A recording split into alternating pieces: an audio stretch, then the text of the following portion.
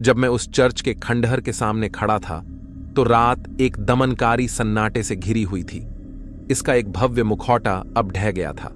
लंबे समय से इस जगह के शापित होने की अफवाह थी, एक अंधेरे अतीत का एक त्यागा हुआ अवशेष जो उन लोगों को आकर्षित करता था जो इसकी गहराई का पता लगाने का साहस करते थे। चेतावनियों के बावजूद उत्सुकता मुझ पर हावी हो गई थी। टॉर्च की रोशनी और अपनी घबराहट के साथ मैं अंदर घुसा।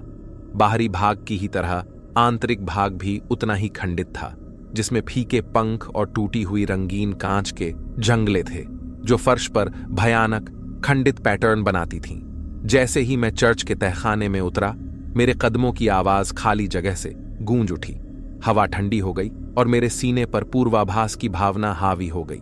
यह वहीं था, भूमिगत अंधेरे में मैंने नीचे छिपी भयावहता का पता लगाया। मेरी टॉर्च की धीमी रोशनी से एक भयानक दृश्य सामने आया। मानव जैसे प्राणियों का एक समूह, उनकी त्वचा राख जैसी और तनी हुई थी। मानवता से रहित उनकी खोखली आंखें एक हिंसक भूख से मुझ पर टिकी थीं। जब मुझे सच्चाई का एहसास हुआ तो मैं डर के मारे हांफते हुए वापस लड़खड़ा गया। ये इंसान नहीं थे, वे कुछ और थे, कुछ अप्राकृतिक। उनके पंजे नुकीली उंगलियों से लगे हुए थे और उनके मुंह नुकीले, खून से सने दांतों की पंक्तियों से भरे हुए थे। मैं मांस खाने वाले जीवों के एक घोंसले पर आ गया था।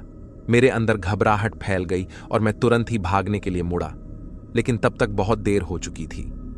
जीव अमानवीय गति से मुझ पर झपटे, उनके ठंडे चिपचिपे हाथ मेरे मांस को पकड़ रहे थे।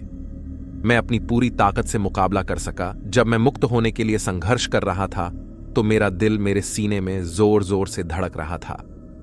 जैसे ही मैंने सोचा कि मैं इस हमले के आगे झुक जाऊंगा, गोलियों की तेज आवाज तहखाने में गूंज उठी। वे जीव गोलियों की तेज आवाज से डरकर भाग गए। यह पुलिस थी जो इस खली चर्च में अजीब घटनाओं की रिपोर्ट के कारण घटनास्थल पर पहुंची थी। वे मुझे उस बुरे सपने से बचाने के लिए ठीक समय पर आ गए थे। प्राणियों के क्षण भर के लिए अशक्त हो जाने पर ऑफिसर ने गोलियां चला दी। प्राणी छटपटाने लगे और ऐंठने लगे। उनकी चीखें तहखाने में भर गईं और वे बेजान होकर जमीन पर गिर गए। ये बुरा सपना खत्म हो गया था, लेकिन जो कुछ मैंने देखा था उसकी भयावहता आने वाले वर्षों तक मेरे सपनों को परेशान करती रहेगी। पुलिस ने मुझे बचा लिया था, लेकिन उन मांस खाने वाले प्राणियों की याद हमेशा मेरे दिमाग में बनी रहेगी।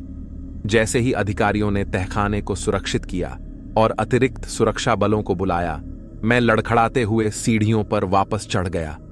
मेरा शरीर सदमे और अविश्वास से कांप रहा था। इस सुनसान चर्च ने कल्पना से परे एक अंधेरा, एक शक्ति को पकड़ रखा था जो मानव मांस की भूखी थी। इसके बाद के दिनों में अधिकारियों उन घृणित कार्यों की उत्पत्ति की जांच करी और छुपे हुए अनुष्ठानों और विकृत एक्सपेरिमेंट्स के एक भयानक इतिहास का पता लगाया। मैंने उस शापित जगह को पीछे छोड़ दिया, कभी वापस न लौटने की कसम खाते हुए, लेकिन उस रात की यादें हमेशा उस अकथनीय बुराई की याद दिलाती रहेंगी जो सतह के नीचे छिपी हो सकती है, जो बिना सोचे समझे लोगों पर हमला करने का इंतजार कर रही है।